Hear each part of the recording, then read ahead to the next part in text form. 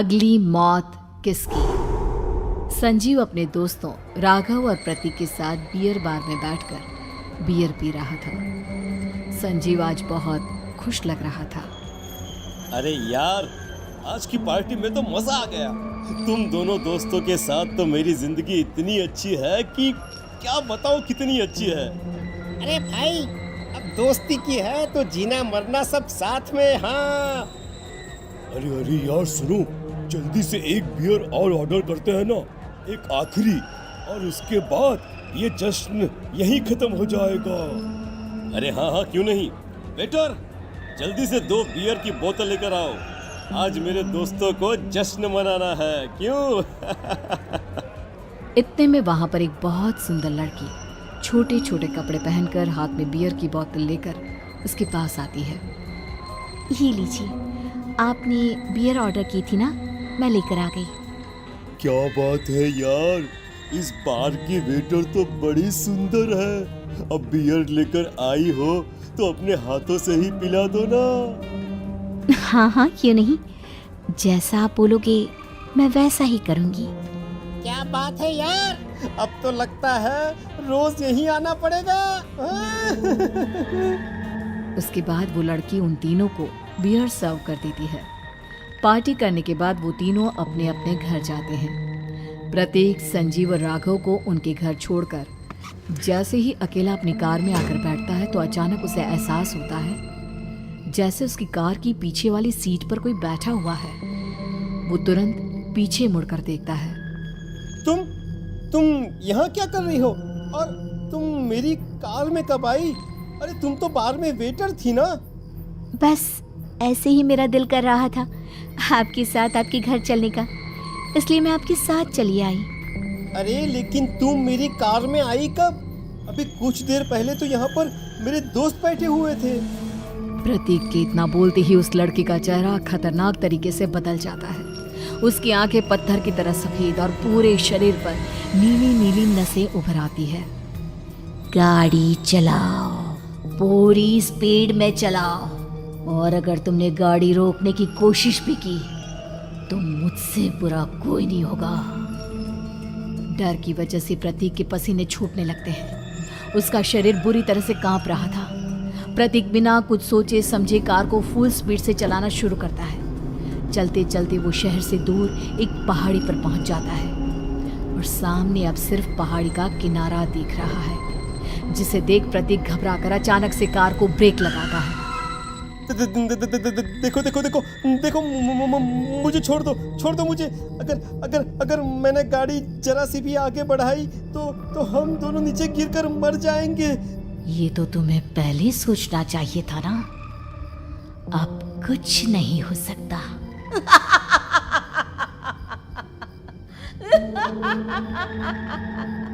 छोड़ दो मुझे। नहीं प्लीज मुझे छोड़ दो। प्लीज मुझे जाने दो। छोड़ दो मुझे। गाड़ी आगे बढ़ाओ। और तभी अचानक से बिना प्रतीक के स्टार्ट किए उनकी कार आगे बढ़ती है और गहरी खाई में गिर जाती है। उसके चीखने की आवाज़ चारों तरफ सुनाई देती है।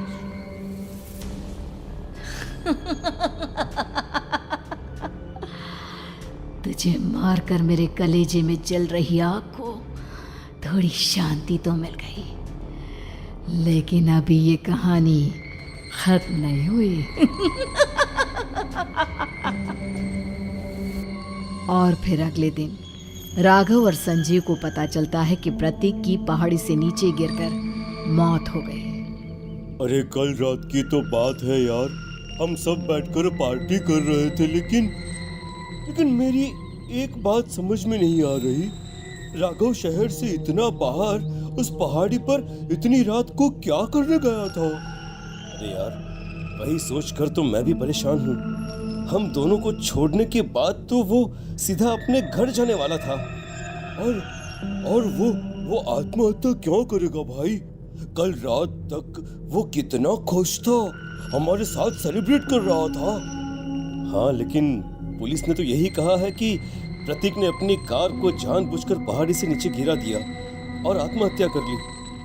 अरे यार संजीव, मेरी तो कुछ भी समझ में नहीं आ रहा है। चल ठीक है, अब मैं अपने घर जाता हूँ। Okay, bye. राघव अपने घर में अकेला था। दोपहर का वक्त था। तभी दरवाजे की घंटी बजी। कौन है? अरे 1 मिनट रुको, अभी आता हूँ। राघव ने जैसे ही दरवाजा खोला उसने देखा कि सामने एक बहुत खूबसूरत लड़की खड़ी हुई है। कौन है आप? और यहाँ किससे मिलने आई है? देखिए ना, बाहर बारिश शुरू हो गई थी, मेरी गाड़ी खराब हो गई है। आपका घर नजर आया तो सोचा कुछ हेल्प ले लेती हूँ। क्यों नहीं, आइए ना, आइए आइए। मेरे कपड़े पूरे भीग चुके हैं, क्या आपके पास टॉवल मिलेगा प्लीज? राघव अपने बाथरूम से एक टॉवल लाकर उस लड़की को देता है। थैंक यू सो मच, अब मैं चलती हूँ। अरे इतनी क्या जल्दी है? आप चाहे तो बारिश रुकने तक यहाँ पर रुक सकती हैं। हाँ। लड़की ने पलटकर राघव की तरफ देखा। नहीं, मुझे जाना होगा, मेरा काम बाकी है। और वो वहां से चली गई। उस लड़की के जाने के बाद राघव अपने बाथरूम में नहाने के लिए गया और जैसे ही उसने बाथरूम में देखा तो उसका टॉवल वहीं पर लटका हुआ था।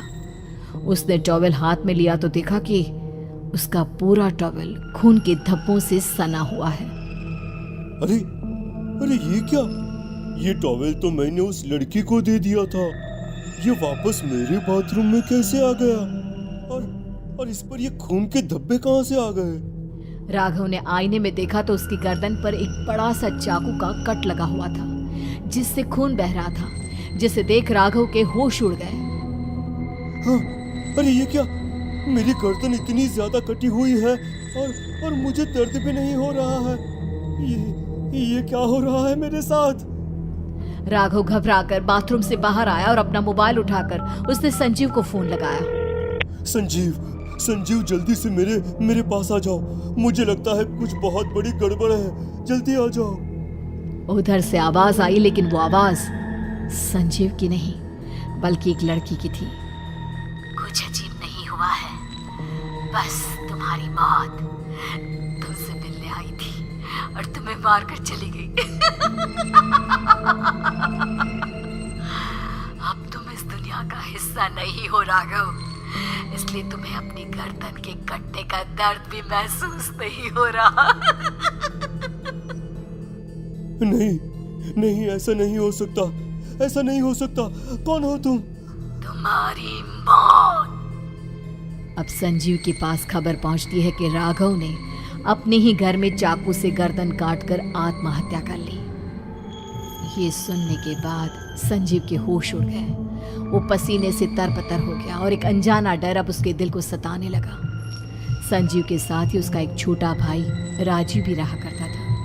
अपने भाई को इस तरह परेशान देखकर राजीव उसके पास आया। अरे भैया, क्या हुआ भैया?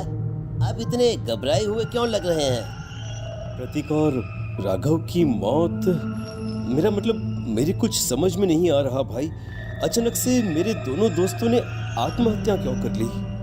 अरे वो तो मेरी भी समझ में नहीं आ रहा है भैया। हाँ, हो सकता है कि कोई परेशानी होगी और इसीलिए उन्होंने ऐसा किया होगा। हाँ, लेकिन दोनों की जिंदगी में एक साथ परेशानी और दोनों का इतनी खतरनाक तरीके से आत्महत्या करना, कहीं ऐसा तो नहीं मैं भी मर जाऊंगा? अरे आप ऐसी बातें क्यों कर रहे हैं भैया? वैसे ही मैं इतना परेशान हूँ। जब से अंजलि ने मेरा साथ छोड़ा है तब से सब कुछ बहुत अजीब सा हो गया है। रोज रात को डरावने सपने आते हैं।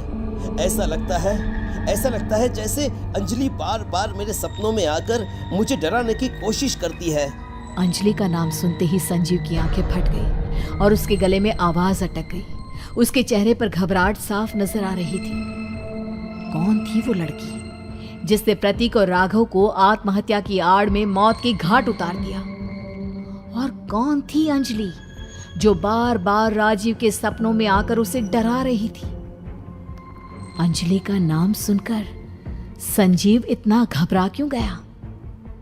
इन सवालों के जवाब जानने के लिए देखिए इस खतरनाक कहानी का अगला भाग।